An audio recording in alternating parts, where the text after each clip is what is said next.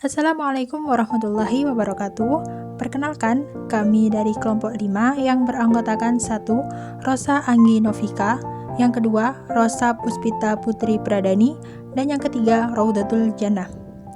Di sini kami akan mempresentasikan hasil kerja kelompok kami mengenai ulasan bab lisosom dan peroksisom mata kuliah biologi sel yang diampu oleh dosen Ibu Haslinda Yustia, SSI MPD, kelas Tadris Biologi 2J. Pada pembahasan bab kali ini terdapat 3 pokok ulasan subbab bagian. Yang pertama mengenai lisosom, yang kedua mengenai autoimun, dan yang ketiga mengenai peroksisom. Langsung saja kita pada pokok bab pembahasan yang pertama, yakni tentang lisosom. Pada poin yang pertama adalah mengulas mengenai struktur lisosom. Dan sebelum itu, kita harus mengetahui terlebih dahulu apa sih lisosom itu. Lisosom merupakan suatu organel berbentuk kantung bermembran yang berisikan enzim dan berfungsi untuk mengontrol pencernaan makromolekul intraseluler. Selama masih terbungkus membran, enzim hidrolitik bersifat stabil. Dan sebagai organel, lisosom dilindungi oleh membran yang berstruktur seperti membran plasma. Tebal membran lisosom adalah 9 nanometer. Sifat fisik utama membran ini adalah mempunyai kemampuan berfungsi dengan struktur membran sel yang lain maupun membran semua jenis organel. Lisosom sendiri ditemukan secara kebetulan oleh de Duve pada tahun 1949 sewaktu mempelajari enzim fosfatase asam dari serpihan sel-sel hati. De Duve menemukan kenyataan bahwa aktivitas enzim tersebut adalah isolat yang dibuat dengan air suling, lebih tinggi daripada aktivitas enzim dalam isolat yang masih baru, dan enzim tersebut tidak lagi berada dalam zarah yang mengendap. Penemuan enzim hidrolitik lain juga menunjukkan sifat yang sama, dan zarah yang mengandung enzim hidrolitik tersebut dinamakan sebagai lisosom. Kemudian pada poin yang kedua adalah tentang enzim-enzim dalam lisosom. Seperti yang kita ketahui, enzim yang terkandung dalam lisosom berbagai macam. Dan kalau dikelompokkan terdapat enzim yang masuk dalam kelompok fosfatase, nuklease, hidrolase, protease, dan enzim pemecah lipid. Dan dari kesemua enzim tersebut, fosfatase adalah yang paling terbanyak. Substratnya adalah sebagian besar ester, dan lisosomnya sendiri berasal dari jaringan-jaringan hewan, tumbuhan, maupun protista. Enzim fosfatase yang lain adalah monofosfat dan fosfodiesterase asam yang substratnya adalah oligonukleotida dan diester fosfat. Sedangkan asal lisosomnya adalah sama dengan fosfatase asam, yaitu jaringan hewan, tumbuhan, maupun protista.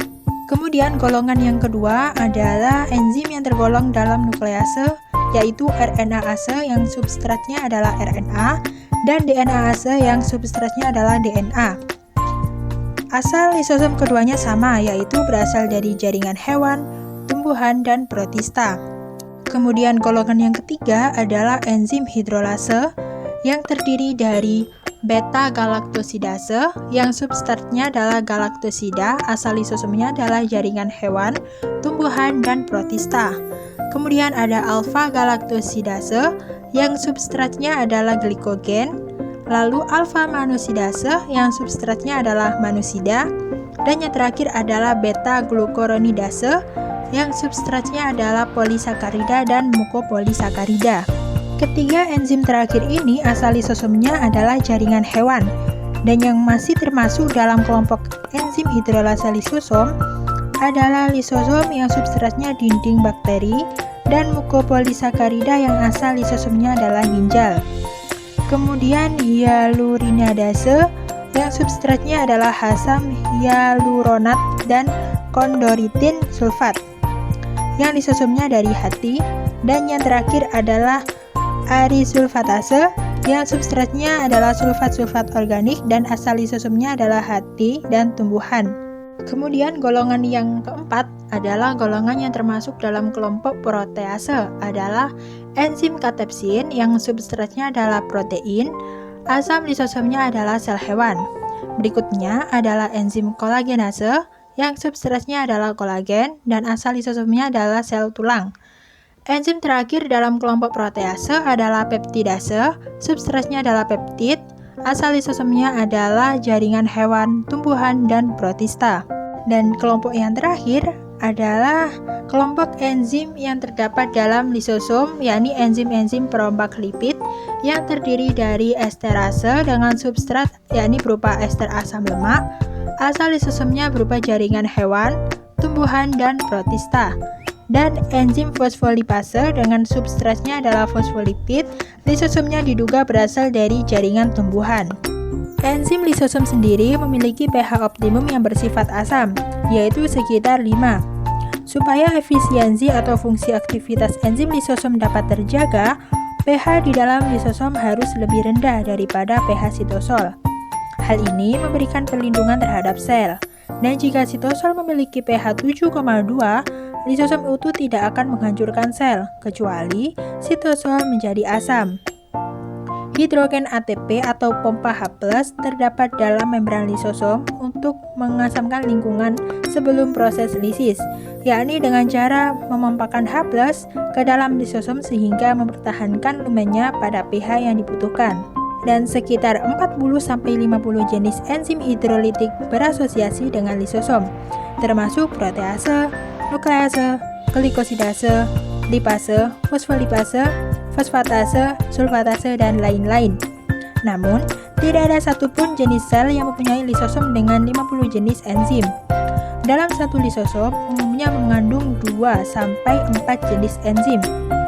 Sifat umum enzim lisosom adalah hidrolase asam yang memecah, melisis, menghancurkan, mencerna, mendegradasi suatu jenis substrat, senyawa, materi dengan cara menambahkan air dalam lingkungan yang asam. Senyawa yang dihancurkan meliputi kelompok polinukleotida, protein, lipid, fosfolipid, karbohidrat, sulfat, dan fosfat. Enzim lisosom bersifat laten dan dikenal dengan istilah model kelatenan enzim lisosom. Dan apabila lisosom dalam keadaan utuh atau materi yang akan dilisis belum berfusi dengan lisosom, maka enzim-enzimnya tidak akan menghancurkan atau tidak akan berfungsi. Kemudian, pada poin yang ketiga, ini adalah jenis-jenis lisosom.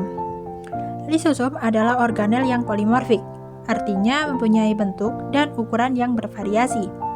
Heterogenitas ini menunjukkan bahwa lisosom merupakan organel yang sangat dinamis. Terdapat 4 macam bentuk lisosom, yaitu 1 macam lisosom primer dan 3 macam lisosom sekunder. Langsung saja, yang pertama adalah lisosom primer.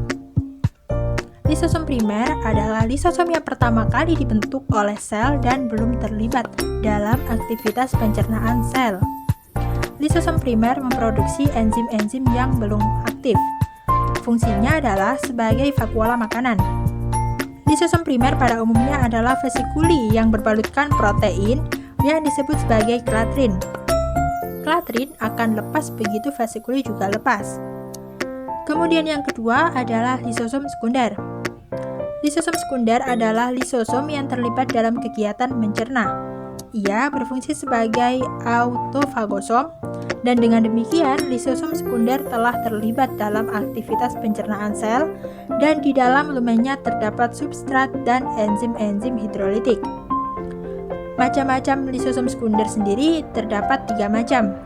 Yang pertama adalah heterolisosom atau vakuola pencerna, yang kedua adalah autolisosom atau vakuola autofagi, dan yang ketiga adalah telolisosom atau postlisosom.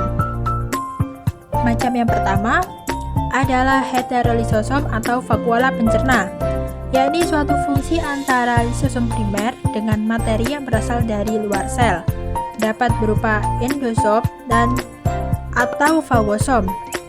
Endosom adalah materi asing yang bukan makhluk hidup atau mikroorganisme, dikenali oleh reseptor membran sel dan kemudian masuk ke dalam sel.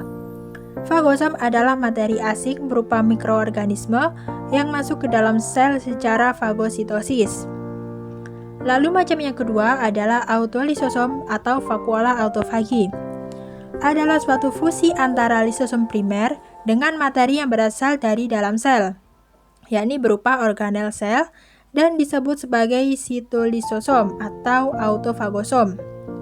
Setelah proses pencernaan atau lisis di dalam lisosom sekunder selesai, masih ada materi sederhana atau monomer yang dihasilkan, misalnya berupa nukleotida, asam amino, asam lemak, monosakarida, maupun mineral yang akan digunakan kembali oleh sel tersebut.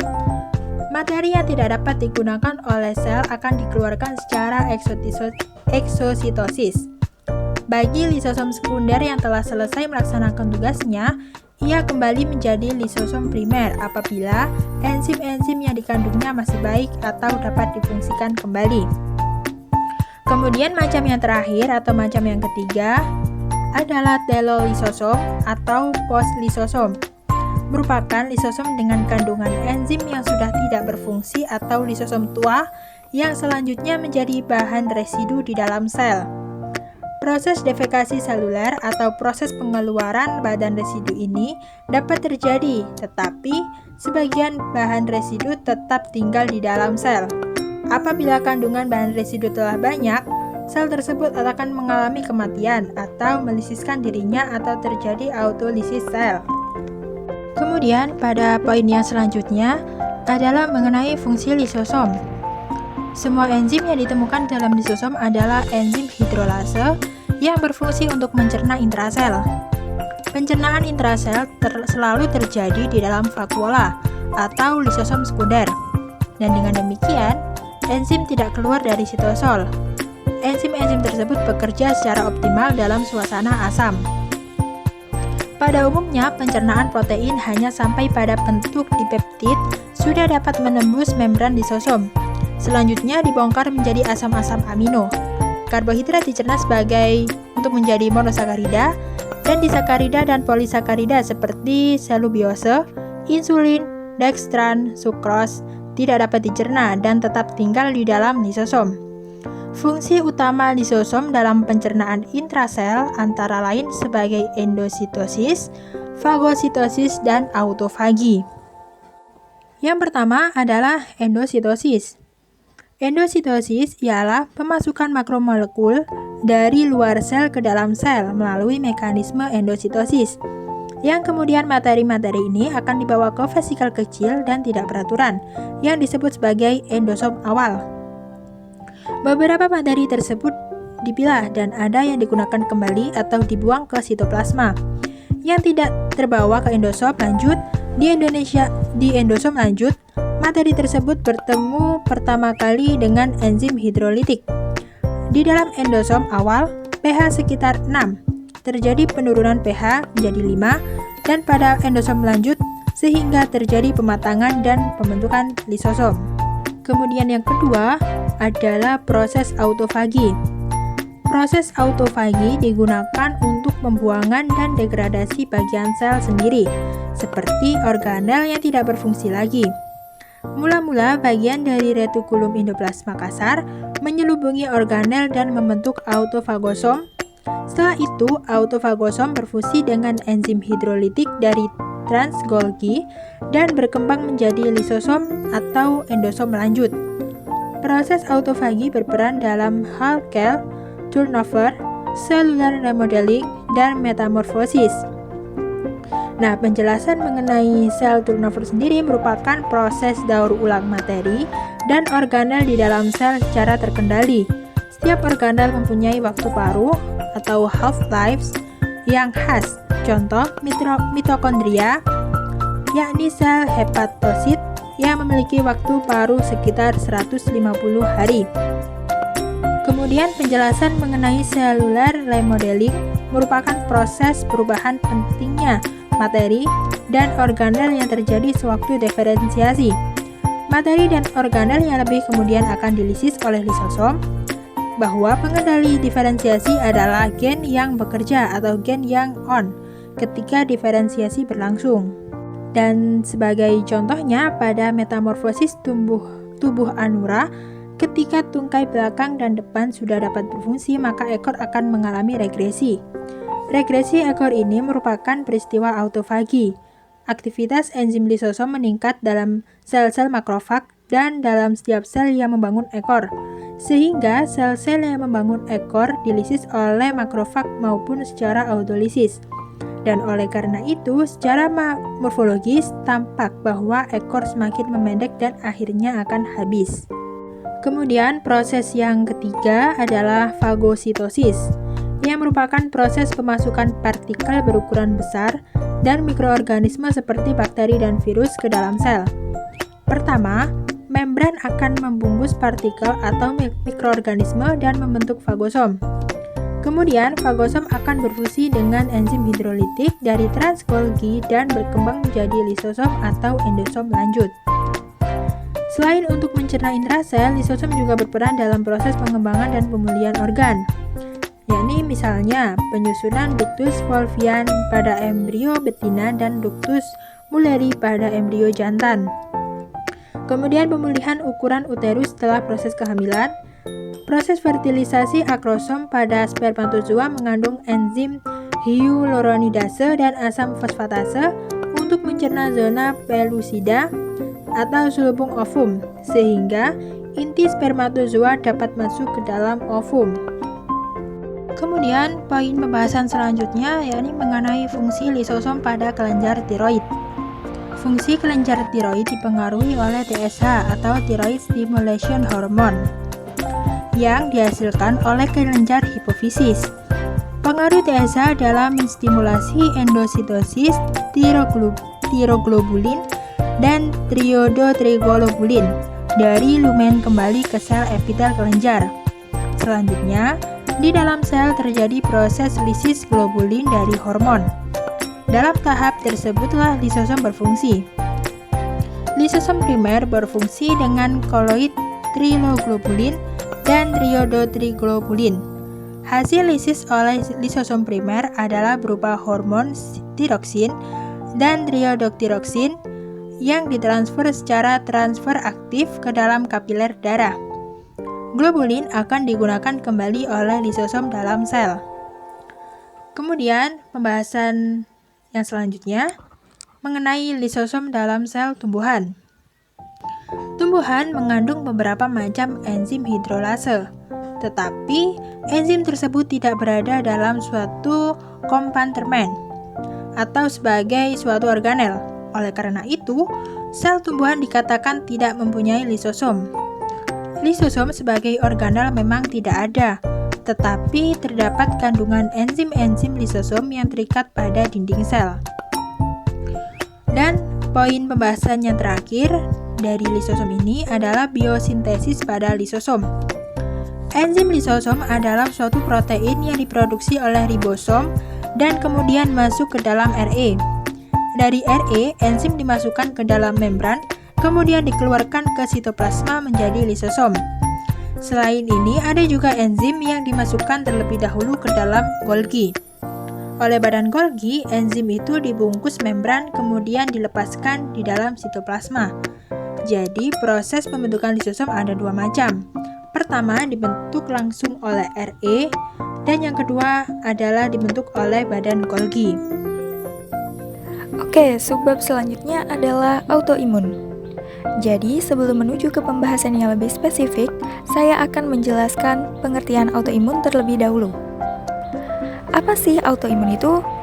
Jadi, autoimun dari segi bahasa berasal dari kata auto yang artinya diri sendiri, dan imun yang artinya sistem pertahanan tubuh. Jadi, pengertian secara keseluruhannya, autoimun adalah sistem pertahanan tubuh ketika mengalami gangguan sehingga menyerang sel-sel tubuh itu sendiri.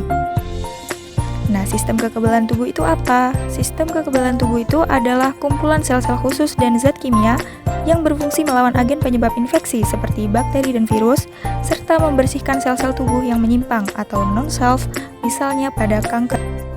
Kemudian selanjutnya yaitu gangguan autoimun. Gangguan ini terjadi ketika sistem kekebalan tubuh seseorang keliru menyerang jaringan tubuh sendiri. Gangguan autoimun dikelompokkan menjadi dua kategori, yaitu yang pertama organ spesifik dan yang kedua non-organ spesifik.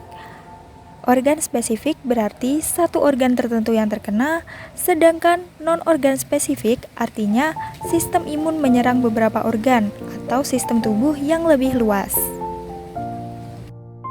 Berikut akan dibahas beberapa contoh gangguan pada autoimun. Yang pertama ada diabetes mellitus, tipe 1. Diabetes ini mempengaruhi pankreas. Gejalanya yaitu termasuk haus, sering buang air kecil, berat badan turun, dan lebih rentan terhadap infeksi. Yang kedua ada penyakit Graves. Penyakit ini mempengaruhi kelenjar tiroid. Gejalanya yaitu penurunan berat badan, detak jantung meningkat, kecemasan, dan juga diare. Kemudian yang ketiga, ada penyakit radang usus. Penyakit ini mencangkup ulcerative colitis dan mungkin penyakit Crohn. Gejalanya meliputi diare dan juga sakit perut. Yang keempat yaitu multiple sclerosis. Penyakit ini mempengaruhi sistem saraf. Tergantung pada bagian mana dari sistem saraf yang dipengaruhi, gejala dapat termasuk mati rasa, kelumpuhan, dan bahkan gangguan penglihatan. Selanjutnya ada psoriasis. Penyakit ini mempengaruhi kulit. Fitur termasuk pengembangan sisik kulit memerah dan juga tebal. Kemudian ada rematit, artritis atau rematik. Penyakit ini mempengaruhi sendi. Gejalanya termasuk sendi bengkak dan sakit. Mata, paru-paru, dan jantung juga dapat terlibat dalam penyakit ini. Ada juga skleroderma. Gangguan ini mempengaruhi kulit dan struktur lainnya, yang mana menyebabkan terbentuknya jaringan parut. Fitur termasuk penebalan kulit, borok kulit, dan sendi kaku. Kemudian yang terakhir ada systemic lupus erythematosus atau SLE yang biasa kita kenal sebagai penyakit lupus. Penyakit ini mempengaruhi jaringan ikat dan dapat menyerang sistem organ tubuh juga. Gejalanya termasuk peradangan sendi, demam, penurunan berat badan, dan ruam wajah yang khas. Lanjut ke faktor resiko autoimun. Yang pertama ada genetika. Kecenderungan penyakit autoimun terjadi dalam keluarga atau faktor keturunan. Namun, genetik saja tidak cukup karena ada faktor lingkungan juga yang mempengaruhi. Yang kedua, faktor-faktor lingkungan, termasuk gaya hidup yang tidak sehat. Nah, dalam hal ini, jenis kelamin perempuan lebih rentan dibandingkan laki-laki. Yang ketiga, ada hormon seks, seperti estrogen dan progesteron, yang terbukti gangguan autoimun cenderung menyerang selama usia reproduktif. Yang keempat, ada infeksi. Beberapa penyakit autoimun tampaknya dipicu atau diperburuk oleh infeksi tertentu. Yang terakhir di sebab ini yaitu pengobatan penyakit autoimun. Apa saja sih yang dapat mengobati penyakit ini? Yang pertama yaitu obat anti-inflamasi. Kegunaannya yaitu untuk mengurangi peradangan dan juga nyeri. Yang kedua ada kortikosteroid. Fungsinya yaitu untuk mengurangi peradangan dan menekan sistem imun. Yang ketiga yaitu obat imunosupresan. Fungsinya untuk menghambat aktivitas sistem kekebalan tubuh. Dan yang terakhir bisa menggunakan terapi fisik, yang mana fungsinya yaitu untuk mendorong mobilitas. Baik, perkenalkan nama saya Rosa Anginovika dengan nomor induk mahasiswa 126-208-202071. Di sini saya akan melanjutkan presentasi materi yang ketiga yaitu tentang peroksisom. Yang pertama adalah struktur peroksisom. Pada tahun 1965, De Duff, Dick, dan kawan-kawan menemukan organel yang unik dari sel-sel hati yang mengandung beberapa enzim oksidase dan enzim katalase. Karena enzim-enzim tersebut berperan dalam pembentukan dan pembongkaran hidrogen peroksida atau H202, maka organel tersebut dinamakan peroksisom. Peroksisom ditemukan pada semua sel eukariot pada sel tanaman. Karena fungsinya berkaitan dengan siklus glioksilat, maka disebut glioksisom. Morfologi peroksisom berbentuk bulat telur, diameter kurang lebih 0,5 μm sampai 0,7 μm. Hanya dibungkus dengan satu membran dengan tebal 6 sampai 8 nm. Matriksnya banyak mengandung materi amorf yang berwarna kelabu dan tidak mempunyai DNA dan ribosom seperti mitokondria dan kloroplas, meskipun dapat bereplikasi sendiri sebagaimana retikulum endoplasma. Oleh karena itu, protein yang dibutuhkan diimpor dari sitosol. Jumlah peroksisom pada setiap sel bervariasi. Yang selanjutnya adalah enzim-enzim peroksisom. Peroksisom banyak dijumpai pada sel hati dan ginjal hewan vertebrata, pada daun dan biji tumbuhan, serta pada mikroorganisme eukarion seperti ragi, protozoa, dan jamur. Enzim yang umum dijumpai pada peroksisom adalah katalase. Selain itu, hampir semua peroksisom juga mengandung enzim urat oksidase, asam amino oksidase, dan asam glikolat oksidase. Enzim-enzim yang dibentuk peroksisom selengkapnya disajikan pada tabel. Dapat diketahui yang pertama ada enzim katalase. Sumber peroksisomnya ada di hati tikus, kecambah tumbuhan, dan daun tumbuhan. Yang kedua ada urat oksidase yang bertempat pada hati tikus, kecambah tumbuhan, dan daun tumbuhan. Yang ketiga ada D-asam amino oksidase yang bersumber dari hati tikus, kecambah tumbuhan. Yang keempat ada L-asam amino oksidase yang bersumber di kecambah tumbuhan saja. Yang kelima ada L-asam hidroksi oksidase yang bersumber dari hati tikus, kecambah tumbuhan, dan daun tumbuhan. Yang keenam ada glikolat oksidase yang bersumber dari hati tikus, kecambah tumbuhan, dan daun tumbuhan. Yang ketujuh ada asam lemak oksidase yang bersumber dari hati tikus, kecambah tumbuhan, dan daun tumbuhan. Yang kedelapan ada sitrat sintase yang bersumber hanya pada kecambah tumbuhan saja. Yang kesembilan ada akonitase yang bersumber pada kecambah tumbuhan saja. Yang kesepuluh ada isositrat liase yang bersumber di kecambah tumbuhan saja. Yang nomor 11 ada malat sintase yang bersumber dari kecambah tumbuhan saja. Yang nomor 12 ada malat dehidrogenase yang bersumber dari kecambah tumbuhan saja. Yang nomor 13 ada glikolat reduktase yang bersumber dari hati tikus dan daun tumbuhan. Yang terakhir ada glikolat transaminase yang bersumber hanya pada daun tumbuhan saja. Yang selanjutnya adalah fungsi peroksisom. Fungsi yang pertama adalah oksidasi substrat dalam peroksisom sel mamalia. Peroksisom menghasilkan banyak H2O2, tetapi hanya sebagian kecil yang berdifusi ke sitosol, karena sebagian besar sudah dibongkar oleh enzim katalase di dalam peroksisom sendiri. Sebagian besar H2O2 dalam sitosol dihasilkan oleh mitokondria dan membran Re. Meskipun dalam satu individu, macam enzim peroksisom dalam sel-sel yang berbeda sangat bervariasi dan dapat disesuaikan dengan perubahan lingkungan sel.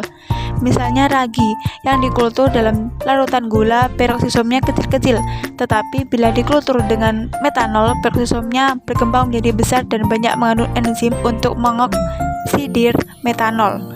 Bila dikultur dalam asam lemak, peroksisomnya besar-besar dan banyak mengandung enzim untuk memecah asam lemak menjadi asetil koenzim A. Selain menyediakan kompartemen untuk reaksi oksidasi, peroksisom terlibat dalam biosintesis lipid, asam amino, dan lisin. Pada sel hewan, kolesterol dan dolikol disintesis di peroksisom serta dalam retikulum endoplasma di hati. Peroksisom juga terlibat dalam sintesis asam empedu yang berasal dari kolesterol.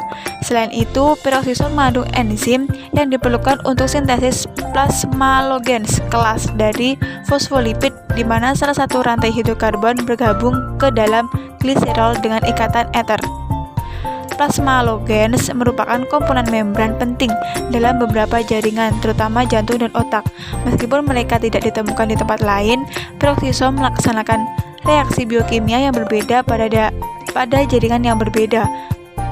Namun, saat ini tidak diketahui apakah ada subpopulasi dari peroksisom yang mengkhususkan diri dalam satu atau sejumlah proses dalam sel.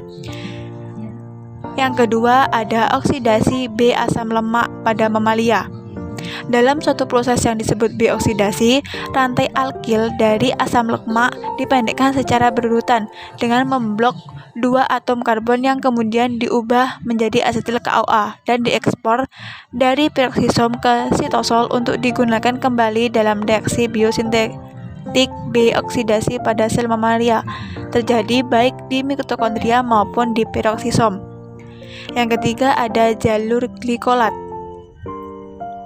Peroksisom sel tanaman terdapat pada sel-sel daun dan biji yang sedang berkecambah. Peroksisom pada sel daun berperan dalam fotorespirasi atau yang dikenal dengan jalur glikolat. Jalur glikolat merupakan serangkaian reaksi kimia yang terjadi di peroksisom yang bergandengan dengan siklus karbon di kloroplas. Jalur ini melibatkan kloroplas, peroksisom, mitokondria, dan sitosol. Yang keempat, daur glikosilat dalam glikoksisom endosperma. Yang keempat ada daur glikoksilat dalam glikoksisom endospermae.